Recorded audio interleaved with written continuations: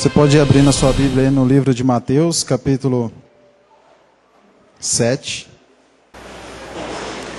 Nós vamos ler primeiro o versículo 23. Então, lhes direi abertamente: nunca vos conheci, apartai-vos de mim, vós que praticais a iniquidade.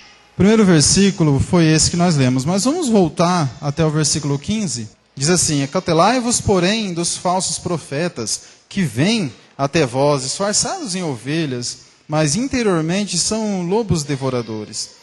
Pelos seus frutos os conhecereis. Colhem-se uvas dos espinheiros, ou figos dos abrolhos? Do mesmo modo, toda árvore boa produz bons frutos, e toda árvore má produz frutos maus. Não pode a árvore boa produzir maus frutos, nem a árvore má produzir bons frutos. Toda árvore que não dá bom fruto é cortada e lançada no fogo. Portanto, pelos seus frutos os conhecereis. Nem todo o que me diz, Senhor, Senhor, entrará no reino dos céus, mas aquele que faz a vontade de meu Pai, que está nos céus. Muitos me dirão naquele dia: Senhor, Senhor, nós não profetizamos em teu nome, e em teu nome não expulsamos demônios, e em teu nome não fizemos muitos milagres? Então eu lhes direi abertamente: nunca vos conheci, apartai-vos de mim, vós que praticais a iniquidade. Então aqui, esse trecho que nós lemos, quando ele fala no versículo 22, isso foi algo que me prendeu muito nesse texto, sabe? Quando ele fala assim: muitos naquele dia vão dizer assim: Senhor, Senhor, não profetizamos nós em teu nome? E em teu nome, olha só como eles frisam, não expulsamos demônios, e em teu nome não fizemos muitos milagres? Em teu nome, Senhor, nós profetizamos. Profetizar. Quando nós falamos profetizar, muitas vezes pensamos só naquilo que é dito para o futuro, né? Vou profetizar. Aquele que prega o evangelho, que fala de Cristo, que prega ou que evangeliza, ele está de uma certa forma profetizando. Ele está de uma certa forma profetizando, porque ele está falando daquilo que ele acredita e daquilo que se cumprirá. Porque se você fala assim: Jesus é o Salvador, Jesus virá em glória para nos resgatar desse mundo, para que vivamos com Ele eternamente. Você está profetizando, porque isso não aconteceu. Jesus já voltou? Não. Então você está profetizando. Evangelizar é uma forma de profetizar. Senhor, em teu nome nós profetizamos. Eles estavam pregando o evangelho. Eles estavam profetizando. Senhor, em teu nome nós expulsamos demônios. Senhor, em teu nome nós fizemos milagres. Olha só, quantos milagres nós temos feito. No versículo 23 ele diz: eu não vos conheço. Apartai-vos de mim, vós que praticais a iniquidade. Mas que iniquidade há nesses homens? Quando ele fala no versículo 15, toma cuidado com os falsos. Acautelai-vos, tome cuidado, guardai-vos dos falsos profetas. Lembra que eu falei sobre profetizar? Anda junto com evangelizar? Tome cuidado com os falsos crentes. Tome cuidado com a falsa ou a equivocada conversão. Tome cuidado com a igreja falsa. Tome cuidado. Tome cuidado. Versículo 15.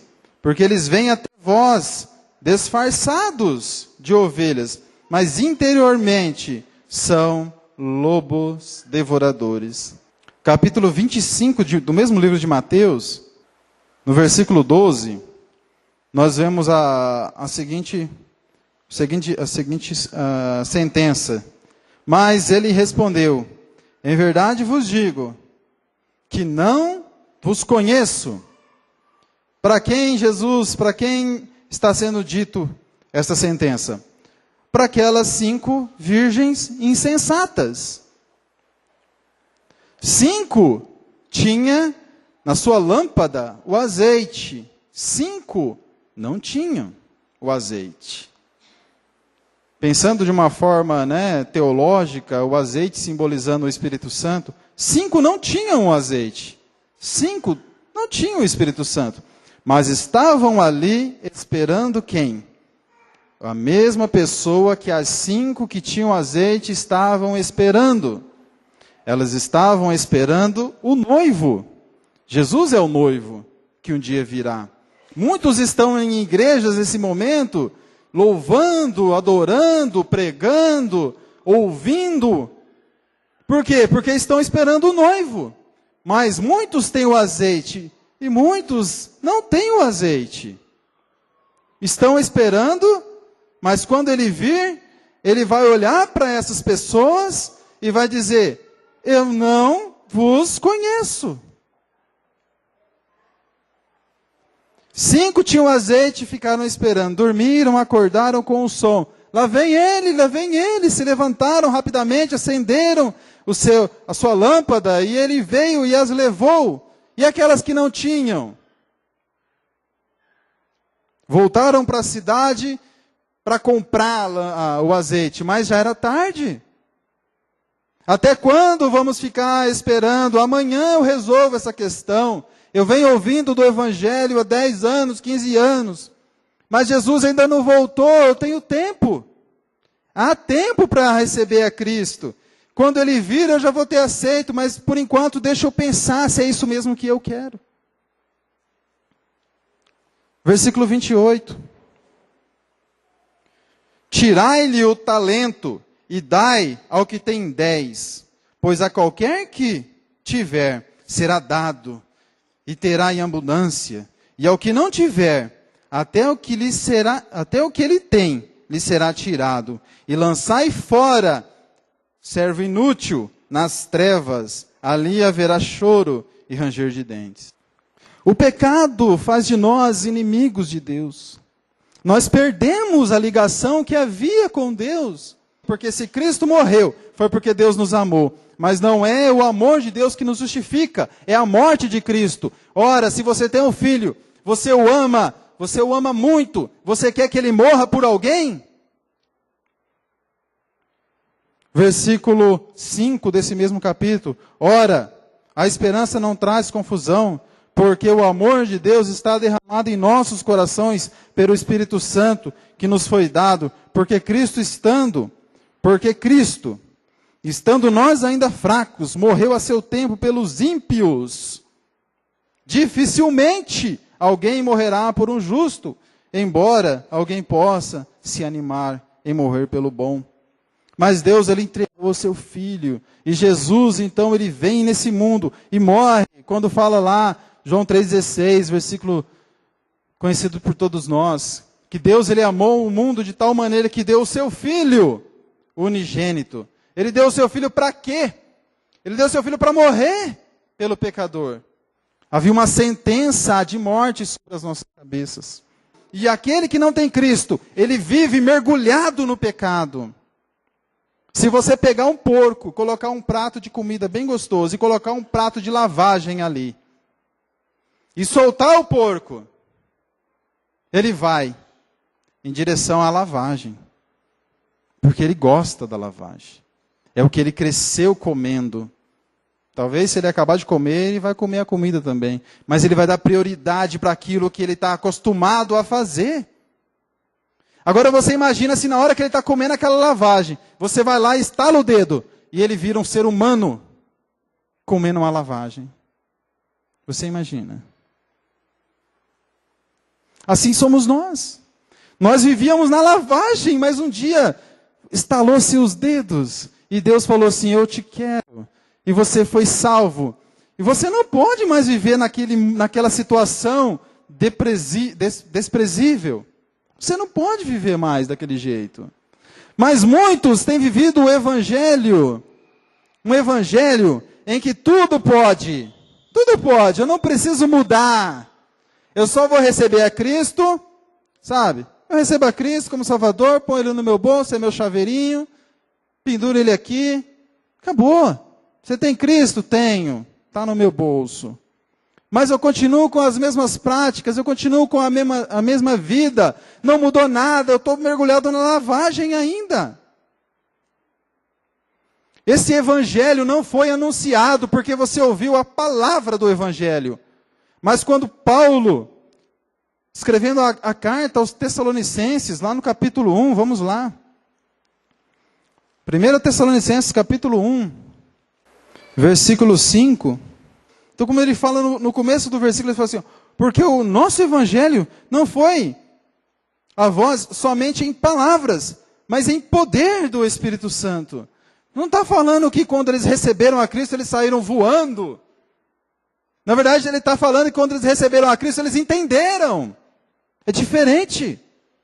Porque eu posso falar, muitos podem falar, e você pode ler, e você pode ouvir, e a palavra ser anunciada, mas você não vai entender. O poder do Espírito Santo não vai se manifestar na sua conversão. Vai ser uma conversão em palavras. Você pode levantar a sua mão no final de um culto, em um apelo, mas pode ser que não mude nada na sua vida. Pode ser que o Espírito Santo não seja real na sua vida.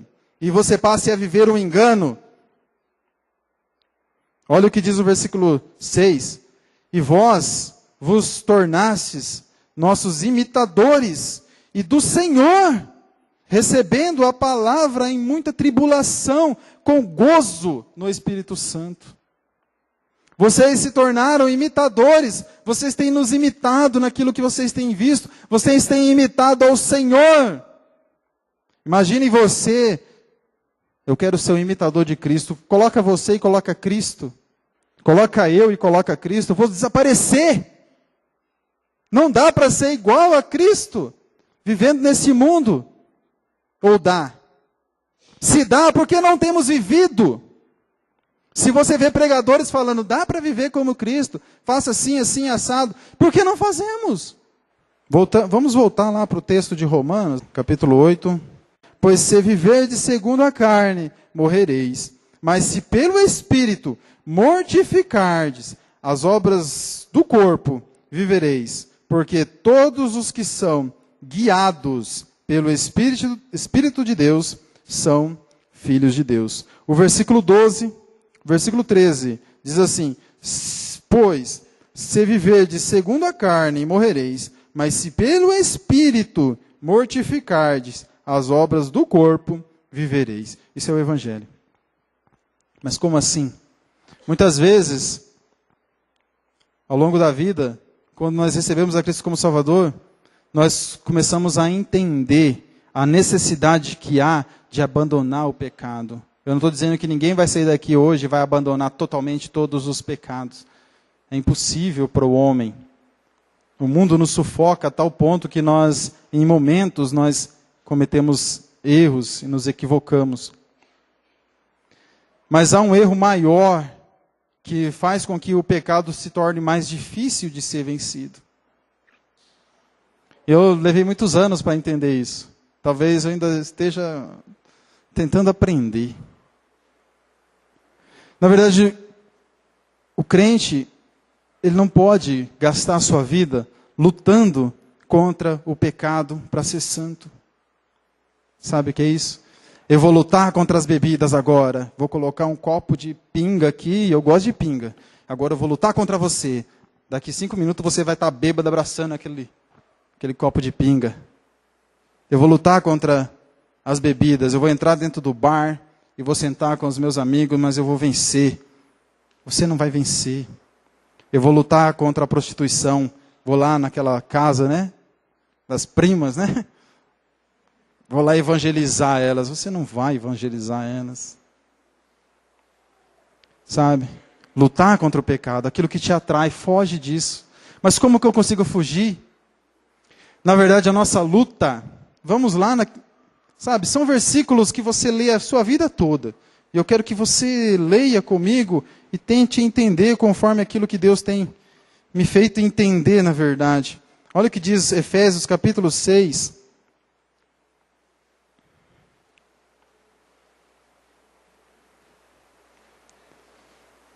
Paulo está finalizando uma carta falando sobre salvação, sobre a graça, a eleição. Efésios é uma carta magnífica. Aí ele fala assim, irmãos, vocês têm que ser fortes. Mas ele não fala para os irmãos serem fortes, lutando com o pecado, ele fala, é diferente. Olha o que ele diz aqui no versículo 10, Efésios 6, 10. No demais, irmãos meus, fortalecei-vos no Senhor e na força do seu poder. Se fortalece no Evangelho, meu irmão. Versículo 11. Revesti-vos de toda a armadura de Deus, para que possais estar firmes contra as astutas ciladas do diabo. Quando eu vou estar forte? Quando eu estiver lutando com o pecado? Ou eu vou estar forte quando eu estiver lutando para estar em intimidade, relacionamento, santidade com Deus? Quando eu vou estar forte? Versículo 12. Pois não temos que lutar contra a carne e o sangue, e sim contra os principados, contra as potestades, contra os poderes desse mundo tenebroso, contra as forças espirituais da maldade nas regiões celestes. Portanto, tomai toda a armadura de Deus, para que possais resistir no dia mau, e havendo feito isso, ficar firme. Então, qual que deve ser a nossa luta? A partir do momento que eu recebo a Cristo como Salvador, o poder da palavra do Evangelho se faz real na minha vida. O Espírito Santo, ele vem e habita em mim, de verdade. Mas eu continuo pecador. Mas eu não quero mais comer a lavagem, eu quero comer aquele prato, tá bonito. Tem um bifão cebolado ali. Né? Não é assim que Paulo fala? Vocês comeram tanta carne lá para Gálatas, e agora? Né? Vocês estão abandonando? Eu tenho, na verdade, que lutar para me aproximar de Cristo. Então a nossa luta não é contra o pecado, mas a nossa luta é contra tudo aquilo que nos afasta de Cristo. E não é o pecado, porque o pecado já foi vencido na cruz. Você recebeu a Cristo, o Evangelho é esse. Será que é tão difícil para nós entendermos isso? Como eu vou lutar com algo que já foi vencido? Eu tenho que lutar contra aquilo que me impede de me relacionar com Deus, de viver em santidade. É o que diz no versículo 12. Nós temos que lutar não é contra sangue, contra carne, não é contra isso. É contra os principados, contra as potestades, é contra Satanás, assim. Ele nos impede, usando de artimanhas, de coisas derrotadas. Sabe, Satanás coloca na sua vida aquilo que já foi derrotado. Para mostrar o quanto você é pequeno, sabe? Você vem para Cristo e Cristo fala assim, eu morri pelos seus pecados. Satanás vai lá e coloca todos os pecados na sua frente. Se você não estiver olhando para Cristo, o que diz o próprio Cristo com relação àquele homem que foi salvo, mas a sua casa foi limpa, mas não entrou nada ali dentro. O Satanás ele voltou e viu aquela casa limpa. E falou assim, ué, mas não entrou nada aqui. Só foi limpa. Espera aí, eu vou chamar uns amigos meus que agora ficou bom, que antigamente só ficava eu lá porque estava tão sujo. Agora eu vou levar mais 7 amigos e vou deixar pior do que estava. Mas nós somos assim. Nós queremos lutar contra aquilo que já foi vencido. E nós deixamos de lutar contra, na verdade, aquilo que nos impede de aproximar de Cristo. Mas como eu vou lutar contra as hostes espirituais? Versículo 13. Portanto, ele dá a orientação. Tomai a armadura de Deus. Meu querido, se veste daquilo que Deus está te dando. A salvação é um kit, assim, ela vem completa. Deus não te dá a salvação e te abandona. Ele te dá a salvação e ele te reveste. Ele te reveste uma armadura.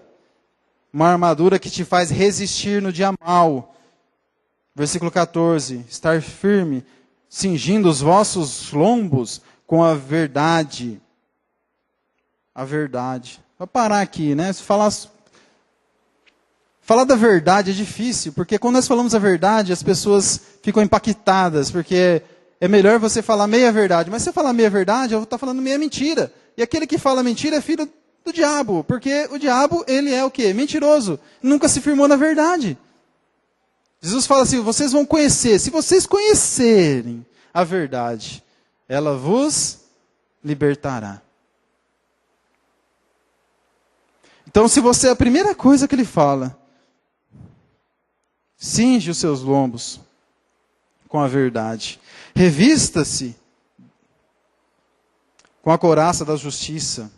E calce os seus pés com a preparação do evangelho da paz, tomando sobretudo o escudo da fé, com o qual podeis apagar todos os dardos inflamados do inimigo. Olha que interessante, ele fala assim, ó, você vai pegar o escudo da fé. Sabe? É uma das coisas que Satanás tem mais jogado na cara mesmo do crente. Sabe? Fazendo que a sua fé seja uma vergonha. Ao crentinho, ao pastorzinho, vai na igreja agora, ficou, bobo, fazendo da sua fé uma vergonha, fazendo com aquilo que era o seu escudo. Naquele tempo que as guerras eram, corporais, o soldado, ele primava, porque mais do que a espada, era o escudo. Porque a espada ele atacava, mas se a coisa ficasse feia, a espada não ia salvar a vida dele. É o escudo. O escudo caiu, perna para que te queira. Corre, meu filho, você está sem escudo. Hoje nós temos o escudo espiritual, que é a nossa fé, e nós temos menosprezado a nossa fé. Sabendo que a fé, na teologia, quando fala de fé salvífica, ela é dada por Deus. Então, no momento que você tem essa fé salvífica, é por quê? Porque o Espírito Santo, ele se fez poderoso e real na sua vida. O Evangelho foi anunciado com poder. Então, você tem algo que é o seu escudo, que vai fazer com que o inimigo venha e aplique em você aqueles pecados que Cristo já venceu na cruz e você possa resistir. São os dardos inflamados do inimigo. Você vai resistir.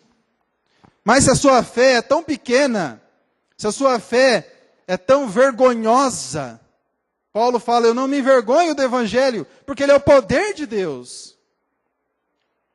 Mas o meu Evangelho, a minha fé, eu tenho vergonha. Então nós queremos fazer o quê? Vamos ser parecidos com o mundo, para que o mundo não nos ataque, não nos confronte.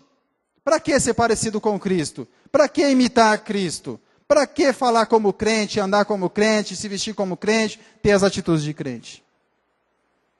Se eu fizer isso, a minha fé ela vai ser colocada à prova. E eu não quero isso. Eu quero viver em sociedade.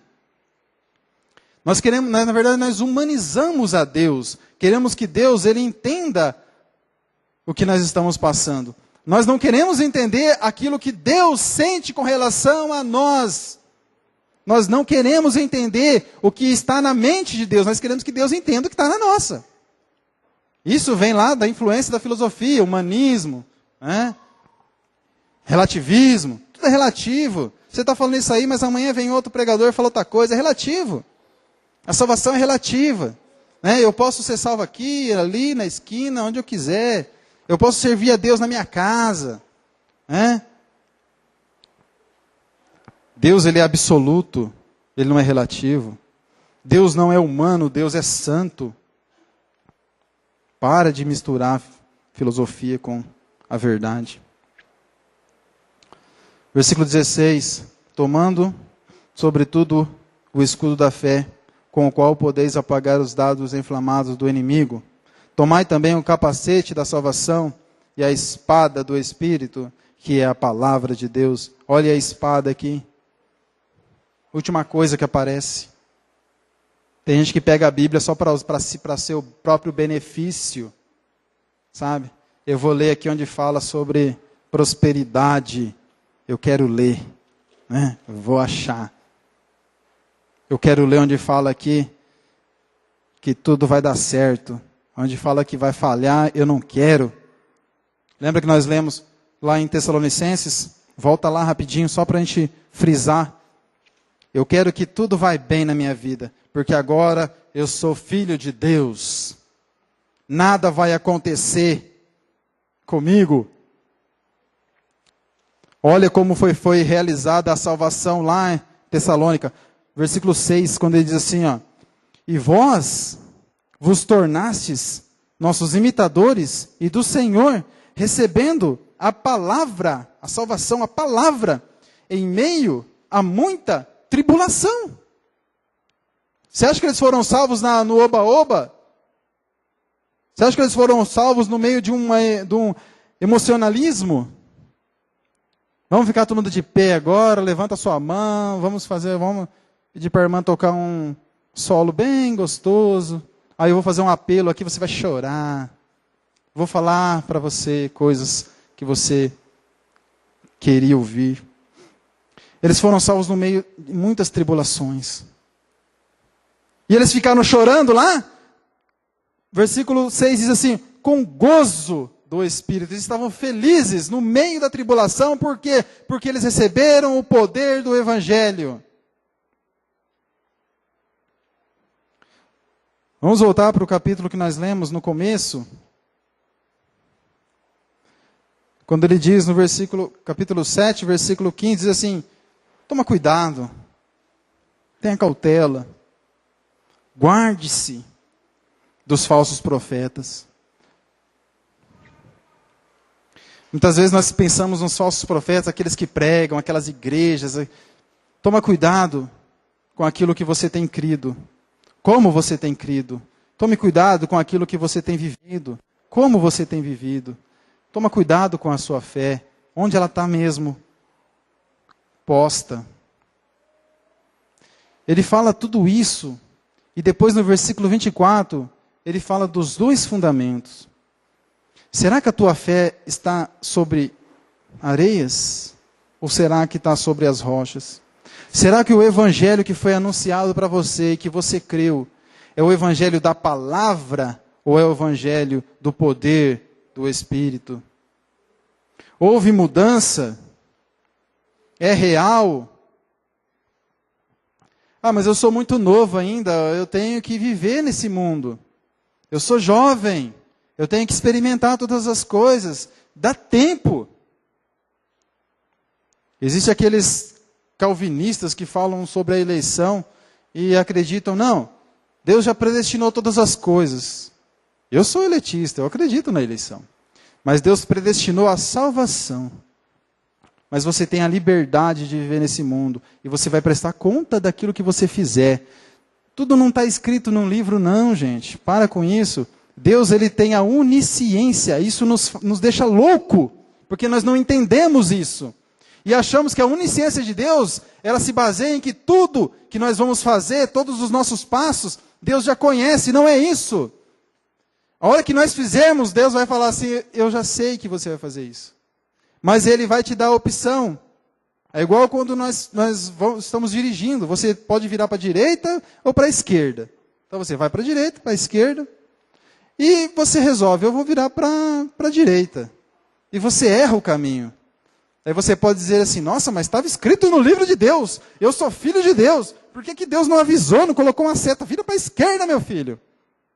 Deus vai falar assim, eu sabia que você ia virar para a direita. Mas você podia ter virado para a esquerda.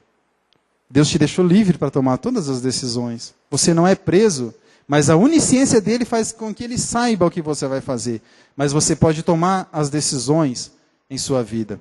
Com relação à salvação, aí entra a eleição no seu sentido mais puro, do chamado eficaz, daquela coisa que Deus já predestinou a salvação para você. Deus te escolheu antes da fundação dos séculos para salvação. Mas para a sua vida progressiva, com relação à santificação, com relação aos testemunhos, Deus ele faz questão de não ficar escrevendo nada. Ele te deixa livre para que você faça, para que você possa chegar lá e Ele possa falar assim, eu fico feliz porque você tomou as decisões certas.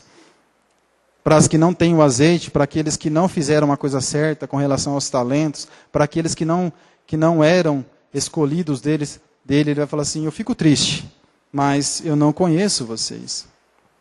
Vocês são falsos profetas, vocês são lobos, vocês são árvores más, vocês são virgens que não têm o azeite, você é um servo que não sabe usar os talentos. No mesmo capítulo que estamos aí, o versículo 22, para terminarmos, diz assim, muitos dirão naquele dia, Senhor, Senhor, não profetizamos nós em Teu nome não expulsamos demônios, e em Teu nome não fizemos muitos milagres. Então lhes direi abertamente, eu nunca vos conheci, apartai-vos de mim, vós que praticais a iniquidade. Que naquele dia nós possamos ser conhecidos de Deus. Que naquele dia nós possamos entrar, né, na glória e nos olharmos para Deus. Naquele dia eu tenho vontade daquele dia, né? Eu anseio por aquele dia. Espero que você também, né? Naquele dia vai estar lá, vai estar Paulo, vai estar Abraão, vai estar os apóstolos ali, vai ter muita gente ali. Né? Os patriarcas vão estar todos ali, naquele momento. Né? Mas, no meu coração, a minha vontade mesmo, eu não quero olhar para ninguém daquele povo ali. Na verdade, eu quero ver Deus. Essa era a vontade dos discípulos quando eles falaram lá, no capítulo 14 com Jesus. Jesus, nos mostra Deus e já basta. Olha que vontade boa. Eu não sei se você tem essa vontade, mas se você tem, olha que gostoso, eu quero ir sair correndo, né? Será que vai poder correr lá no céu? Não sei. Né? Eu vou tentar, né? Se segurar alguma coisa, eu paro, né?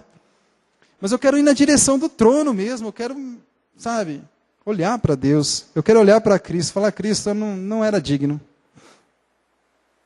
de que você morresse naquela cruz por mim. Que você tenha essa convicção, no seu coração, que o Evangelho seja latente, seja um poder mesmo de Deus. Esse é o meu desejo. Né?